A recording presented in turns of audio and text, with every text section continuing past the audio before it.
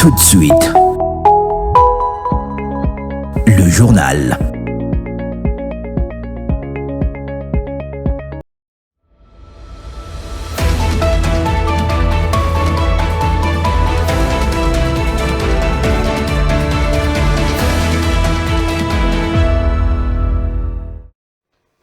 Bonsoir à toutes et à tous et bienvenue dans cette grande édition du journal sur Congo 26 Télévision.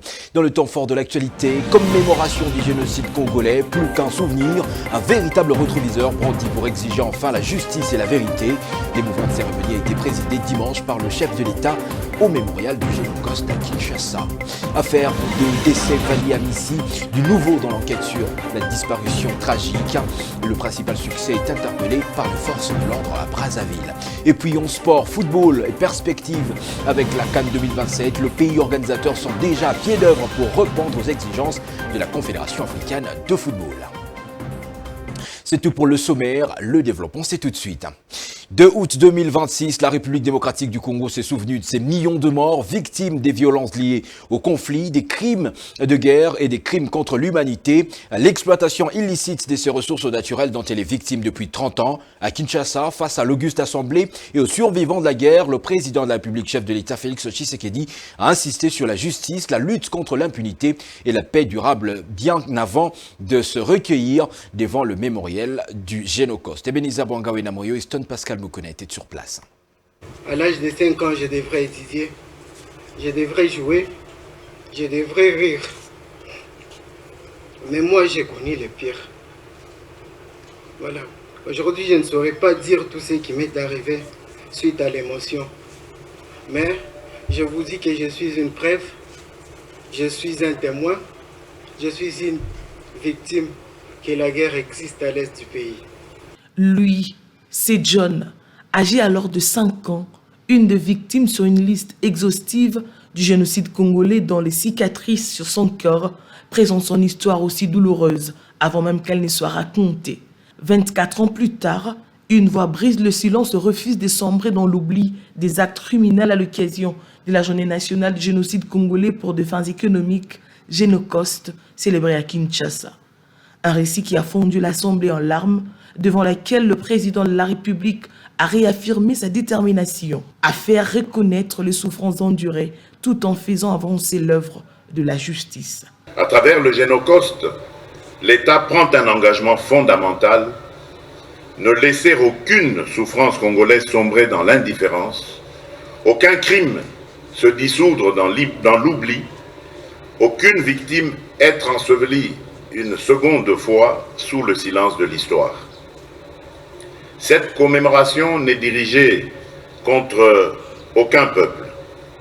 Elle n'est ni un appel à la haine, ni une invitation à la vengeance. Félix Antoine Tshisekedi Tshilombo a rappelé sa quête d'une paix fiable et vérifiable basée sur la justice, la vérité et la réparation pour une nation fraternelle et forte. Face à cette histoire, la République ne peut ni se taire, ni se résigner. Elle doit rechercher et établir les faits, recueillir les témoignages, préserver les preuves, identifier les victimes et honorer leur mémoire. Elle doit également transmettre aux générations futures une histoire fidèle à la vérité, affranchie du déni, de la falsification et de l'oubli. Un combat national avec la concrétisation du projet Musée Génocide, une initiative scientifique visant à centraliser les archives et transmettre des faits douloureux d'une génération à une autre. Maintenant que tu sais, que fais-tu? Tel est le thème de la célébration dimanche du génocide congolais, le 2 août 2026. L'appropriation et la vulgarisation du génocide congolais Génocide, tant sur le plan national qu'international, est une sacrée responsabilité de tous. Les atrocités imposées aux Congolais dans la partie est du pays depuis 30 ans méritent d'être dénoncées. Le FONAREV réitère son engagement aux côtés des victimes. Ebenezer Bwangawe Namoyo. Tuko na kufa mbele ya macho yenu, twalia maisha. Cette mélodie est l'expression de cœurs brisés, de vies arrachées et d'une communauté meurtrie, de cris pour se faire entendre et exposer un chapitre mémorable au regard des souvenirs ineffaçables laissés. Génocost 2026 est un moment d'émotion, larmes et tristesse. En RDC, la date du 2 août est historique. Fonarev a rappelé la nécessité d'une réparation, une appropriation du combat, plaçant ainsi les victimes au centre du développement de l'État. Le thème de cette année nous interpelle tous. Maintenant que tu sais, que fais-tu? Pendant longtemps, certains ont pu dire qu'ils ne savaient pas. Aujourd'hui, personne ne peut plus invoquer l'ignorance. Les rapports existent. Les témoignages existent. Les fosses communes existent. Les survivants existent. Les déplacés existent. Les preuves existent. Alors la question n'est plus de savoir si cela s'est produit. La question est désormais de notre responsabilité collective. Maintenant que vous savez, que ferez-vous? La commission interinstitutionnelle d'aide aux victimes et d'appui aux réformes, CIAVAR, elle, appelle à faire du mémoire un levier de la justice, objectif, éviter la reproduction de la tragédie. Le 2 août est une de ces dates fondatrices pour notre nation. Un rendez-vous avec notre histoire, un temps de recueillement sur nos blessures collectives et un engagement renouvelé envers la vérité, la justice et la dignité des victimes. La République rappellera son engagement à ne jamais laisser l'oubli effacer la vérité. Car lorsque la mémoire devient institution, elle cesse d'être seulement un devoir moral. Elle acquiert la capacité à traverser le temps, à résister à l'oubli et à parler aux générations futures. Aux survivants de s'engager dans ces nobles combats. Malgré toutes ces douleurs, je me dis non. Je dois m'élever. Je dois m'élever parce qu'il y a une génération devant moi que je dois sauver. Pour qu'ils ne puissent pas subir ce que moi aussi je vais subir. Aujourd'hui, plus d'1,2 million de victimes potentielles enregistrées de conflits armés à travers le pays. Génocost 2026, maintenant que tu sais, que fais-tu? Ensemble, évitons que le mort congolais tombe dans l'oubli.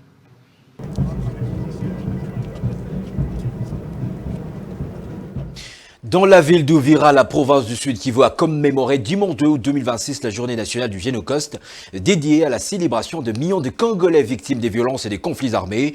La cérémonie a été marquée par le dépôt d'une gerbe de fleurs et de l'inscription du message « Plus jamais ça ». C'est le vice-gouverneur Jean-Jacques Elakano qui a présidé la cérémonie au nom du gouverneur de province en mission, le professeur Jean-Jacques Pouroussi Sadiki. Les témoignages poignants des victimes de la récente occupation d'Uvira, empreints d'une vive émotion, ont profondément marqué cette journée de recueillement. Regardez.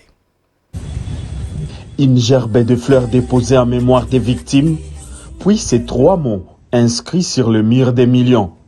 Plus jamais ça. À Uvira, le gouverneur intérimaire du Sud Kivu, maître Jean-Jacques Elakano Miewa, représentant les gouverneurs de province, le professeur Jean-Jacques Pouroussi Sadiki, a présidé la commémoration officielle de la journée nationale du Génocost 2026. Dans un climat de recueillement, autorités, représentants de la société civile et associations des victimes ont rendu hommage aux millions de Congolais tués dans les conflits qui frappent l'Est de la RDC depuis plusieurs décennies. Je tiens de prime abord à remercier et à rendre hommage au président de la République pour avoir créé un établissement public dénommé Fonarev, qui a instauré une date en mémoire des victimes. Le gouvernement provincial a pris 3 engagements majeurs. Le premier engagement, c'est la vérité. Faire en sorte que la vérité puisse triompher. Le deuxième engagement, c'est accompagner les jeunes à travers leur action de pétition. Et troisième engagement, c'est soutenir et accompagner Fonarev afin de créer ou d'installer un monument, un mémorial de Génocost en faveur des victimes dans la ville d'Uvira considéré comme chef-lieu provisoire de la province du Sud Kivu. Moment de vive émotion, les victimes de la récente occupation de la ville d'Uvira ont livré des témoignages bouleversants. Elles ont appelé à la justice, à la réparation des préjudices subis et à des garanties de non-répétition. M23 baliingia bakaingia mnyumba yangu bakaua bwanangu na watoto mbili na profe na jera moya wa butike pale kwetu. Nguvu ya kusema sitaweza. Shoferi wetu akasogea mbele pale kwa village. Tukaona wale wanapasha tupita, wanakosa banatuzunguruka. Tunasogea tu mbele tunatafika pale kubradima. Bakaanza tupiga masasi mugari. Bakaanza tupiga masasi na si hatujui banatupigia nini. Anaendelea. Hawa mpembeni banapiga mabambafu, banapiga kule mbele banapiga, huku nyuma banapiga masasi. Tulikuwa mugari, tulikuwa ka 9 personnes. Mwele 9 personnes, mlikuwa mugari pamoja na shoferi bakakufa kwa 5 direct. Ikakufa kwa mle mugari. Na benye balikuwa blessé, tulikuwa 4 personnes. Ndio wakafika pale banafatu desal, banakiangalia mguu yangu ya droite balipiga kwa risasi. Ishaoza zamani haina tena kazi. À travers cette commémoration, le gouvernement provincial réaffirme son engagement à préserver la mémoire des victimes, à soutenir les survivants et à poursuivre les actions en faveur de la justice. D'une province à une autre, à Beni, chef-lieu de la province provisoire du Nord, chef-lieu provisoire de la province du Nord Kivu, la 3e commémoration du Génocost a eu lieu dimanche 2 août 2026 dans la salle Congo Solutions. Les victimes, à travers leur porte-voix, exigent justice et appellent à l'instauration rapide d'une paix durable dans la partie orientale de la République démocratique du Congo. Détail avec notre correspondant Ricardo Olenga. La 3e commémoration de la journée du Génocost s'est tenue ce dimanche 2 août 2026 dans la salle Congo Solutions. John Banyene, président de la société civile, a plaidé pour la justice en faveur de victimes. Nous sommes en train de demander à l'opinion internationale et nationale de mettre sur pied, de mettre en place un tribunal pénal sur les crimes commis à l'est de la RDC. Parce que les auteurs de ces crimes ne doivent pas rester impunis. Innocent Rouguero, président de Victimes au Nord Kivu, a appelé à l'instauration rapide d'une paix durable. Normalement, aujourd'hui, c'est la 3e commémoration du Génocost. Une journée qui est dédiée au génocide économique et de nos ressources de la République démocratique du Congo par les agresseurs étrangers, et notamment le M23, mais aussi sans oublier le ZADF Nalu. Et c'est pourquoi aujourd'hui, le 2 août, a été décrété par le chef de l'État pour que chaque fois, chaque année, nous puissions commémorer, nous puissions nous souvenir les morts qui ont été tués par les ennemis de la République. Nous demandons que les autorités nationales et provinciales s'impliquent pour retrouver la paix, pour que les Congolais ne puissent pas vivre en train d'entendre le bruit des armes. Nous voulons la paix et c'est rien que la paix. En justice, les autorités congolaises annoncent avoir avancé dans l'enquête sur le décès de Veli Abissi. Dans un communiqué publié ce 2 août, le ministère de la Justice indique que le nommé Moukena Mwepu-Beni a été interpellé à Brazzaville, en République du Congo, dans le cadre de cette affaire très médiatisée. Cette arrestation résulte de la coopération judiciaire entre les deux pays. Les démarches en vue de son transfert à Kinshasa sont en cours, tandis que les autorités rappellent que l'intéressé bénéficie encore de la présomption d'innocence jusqu'à une décision définitive de la justice. Conférence annuelle des présidents des parlements nationaux et régionaux du Parlement panafricain à Johannesburg. Nous sommes en Afrique du Sud.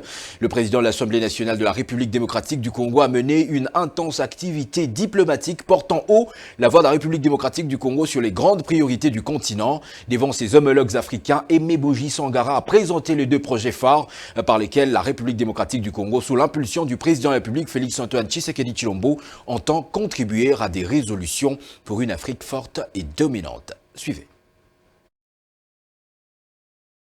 Il s'agit du couloir vers Kivu-Kinshasa, un vaste corridor écologique destiné à protéger les forêts du bassin du Congo, préserver la biodiversité, renforcer la résilience climatique et promouvoir une économie verte, créatrice d'emplois que porte la République démocratique du Congo à cette conférence annuelle de présidents de parlement du Parlement panafricain. À cela s'ajoute le programme Grand Inga avec un potentiel de 44 000 MW.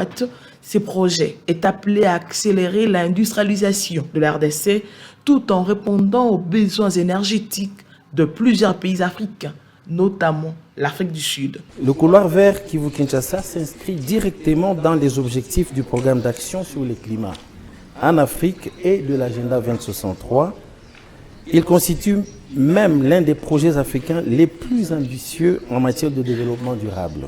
Ce projet répond donc à plusieurs aspirations de l'agenda 2063, notamment une Afrique prospère grâce à un développement durable, une gestion responsable des ressources naturelles et une croissance verte.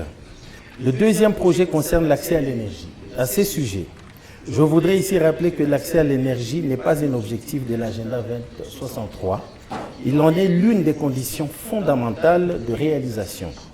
Il n'y aura ni industrialisation, ni transformation agricole, ni création d'emplois sans une énergie abondante, fiable, accessible et abordable. Le président de l'Assemblée nationale, Aimé Boji Songara, a également profité de cette tribune pour attirer l'attention du Parlement panafricain sur la situation sécuritaire dans l'Est de la République démocratique du Congo. Il a dénoncé l'inaction face à l'agression persistante contre la RDC et a exigé la présentation ainsi que le débat en séance plénière du rapport de la mission effectuée par le Parlement panafricain dans les provinces du Nord et Sud Kivu. Une blessure ouverte pour notre pays, d'ailleurs pour tous les continents africains, une source d'instabilité régionale, mais surtout un défi réel pour la diplomatie parlementaire. En effet, comment expliquer que malgré la signature de plusieurs accords et l'adoption de multiples résolutions par le Conseil de sécurité des Nations Unies, les armes n'arrivent toujours pas à se taire à l'est de la République démocratique du Congo. Mettant l'accent sur le déplacement massif des populations et la violation des droits humains, Aimé Boji Songara a appelé le Parlement africain à faire de la diplomatie parlementaire un véritable instrument de prévention de conflits, de défense de la souveraineté des États et de promotion d'une paix durable. L'Union pour le développement de la zone de Kabaré, UDESOKA, a ouvert une nouvelle page de son histoire samedi 1er août 2026 à Kinshasa.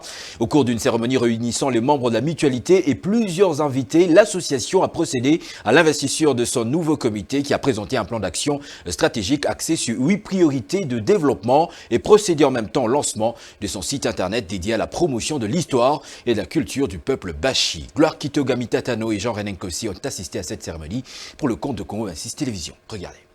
C'est dans la salle Henri de la Quiétude à Kinshasa-Gombe que l'ASBEL communautaire Union pour le développement de la zone de Kabaré, UDESOKA, a lancé une nouvelle dynamique en faveur du développement de son territoire. Entre l'investiture du nouveau comité et la présentation de son plan d'action, la mutualité affiche sa volonté de transformer ses ambitions en réalisation concrète. Les ressortissants des Kabaré en collaboration avec tous les 17 groupements sous le leadership de l'autorité coutumière de référence, Sa Majesté le Mwami Kabaré Rugemanizi III, Alexandre, ambitionne de conduire l'élaboration de ces plans stratégiques qui sera partagé. Nous avons tout d'abord procédé à un diagnostic et les principaux défis de notre zone ont été évoqués. Mais avant cela, nous avons fait ce diagnostic tout en tenant compte de nos potentiels humaines, agricoles, culturelles, économiques. Et malgré toutes ces potentialités, nous nous sommes rendus compte que Kabaré reste confronté à plusieurs défis qui freinent le développement. Articulé autour de 8 axes stratégiques, ce plan fait de la relance de l'agriculture l'une de ses principales priorités. Pour la présidente de l'UDESOKA, Elodine Simire Mouzigirois, les nombreuses potentialités de Kabaré doivent être mieux valorisées afin de stimuler le développement de la région. À moyen terme, c'est la structuration de notre ASBL, l'UDESOCA. Nous allons revoir nos statuts et doter notre ASBL de tous les outils possibles pour lui permettre de travailler effectivement pour accomplir ses missions, d'avoir des partenaires comme il se doit et de pouvoir réunir tous les ressortissants des cabarets partout au monde là où il se trouve. Sa Majesté le Mwami Alexandre Kabaré Rugemanizi III a, à son tour, salué cette vision avant de procéder, aux côtés de la présidente, au lancement officiel du site internet Kabaré Connect, une plateforme numérique destinée à préserver l'histoire du peuple bachi et à promouvoir son riche patrimoine culturel. C'est dans l'unité qu'on réussit à tuer un léopard. L'union fait la force. Nous pensons en même temps à tous nos frères et sœurs congolais qui ont versé leur sang pour défendre l'idéal de la paix et du développement de notre beau et riche pays, la République démocratique du Congo. Merci, chers compatriotes, pour ce geste qui nous doit pousser à ne jamais oublier ceux-là qui ont lutté pour le rayonnement et la grandeur du Bushi. La cérémonie a connu la présence du député national Serge Bahati, élu de Kabaré, et s'est achevée par un échange entre le membre de l'association dont les propositions et les recommandations viendront renforcer le plan stratégique pour le développement du territoire de Kabaré. Une nouvelle génération d'ingénieurs est prête à faire son entrée dans le monde professionnel. Ce samedi 1er août 2026, l'entreprise Atlantec Dynamics a organisé au Protea Hotel B Marriott à Kinshasa une cérémonie de clôture de formation des jeunes marquée par la remise officielle de certificats aux apprenants. L'occasion pour ces derniers de présenter les projets et innovations développés au cours de leur parcours, illustrant les compétences acquises et leur engagement en faveur de l'innovation technologique. Reportage.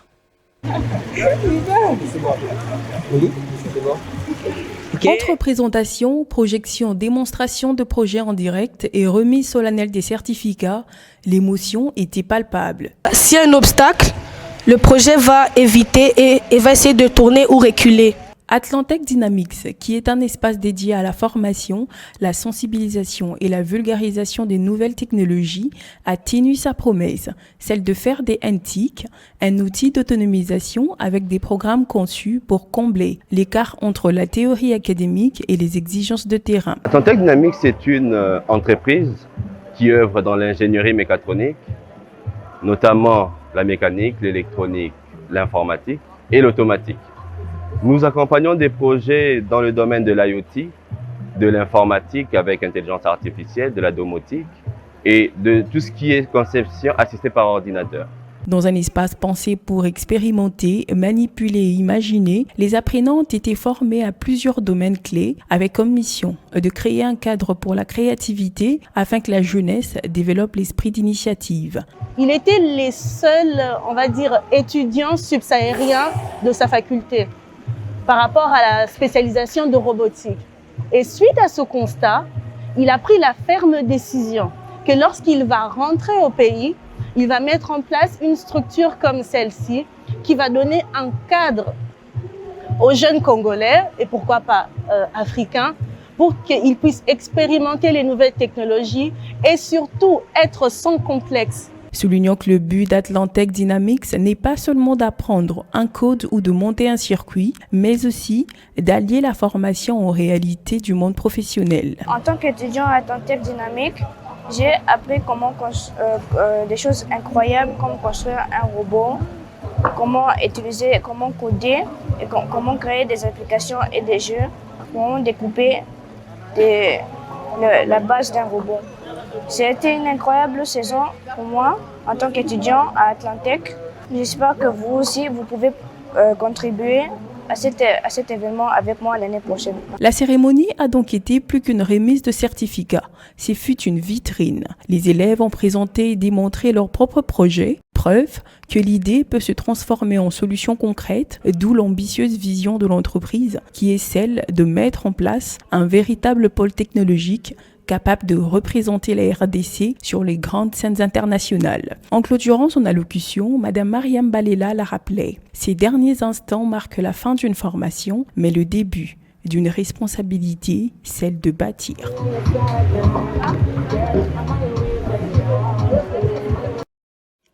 Sport football pour finir. À moins d'un an de la Coupe d'Afrique de Nations 2027, le pays organisateur passe à la vitesse supérieure dans les préparatifs.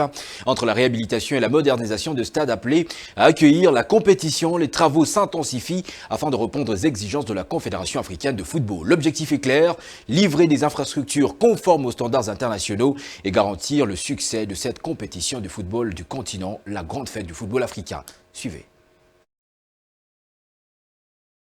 Répondant aux exigences de la Confédération africaine de football, la Tanzanie, premier pays candidat organisateur de la CAN 2027, a déjà lancé les travaux de réhabilitation des infrastructures sportives, lesquels avancent à un rythme soutenu. Le stade d'Arusha, l'un des sites retenus pour accueillir les rencontres de la compétition, affiche une progression significative. Les images du chantier témoignent de l'évolution de travaux et de la détermination des autorités tanzaniennes à mettre à la disposition des équipes et des supporters une enceinte moderne répondant aux standards internationaux aux côtés du Kenya et de l'Ouganda. Tandis que le pays hôte accélère les préparatifs, les Léopards, eux, s'apprêtent pour leur entrée en lice dans les éliminatoires de cette compétition face à la Guinée équatoriale le 23 septembre 2026. C'est avec ces images de l'instance fêtière du foot africain que nous mettons un point final à ce journal. Place au rappel des titres. Commémoration du génocide congolais, plus qu'un souvenir, un véritable rétroviseur brandi pour exiger enfin la justice et la vérité. L'émouvante cérémonie a été présidée dimanche par le président de la République, chef de l'État, au mémorial du Génocoste à Kinshasa. Affaire d'essai de Vali Amissi, du nouveau dans l'enquête sur la disparition tragique. Le principal suspect est interpellé par les forces de l'ordre en République du Congo à Brazzaville. Et puis, sport et prospective avec la CAN 2027. Le pays organisateur sont déjà à pied d'œuvre pour répondre aux exigences de la Confédération africaine de football. Mesdames, Messieurs, merci de votre sympathique attention et excellente semaine chez vous en compagnie de Congo 26 Télévision, la chaîne de l'unité nationale. Vous aimerez bien nous retrouver demain 19h30, heure de Kinshasa.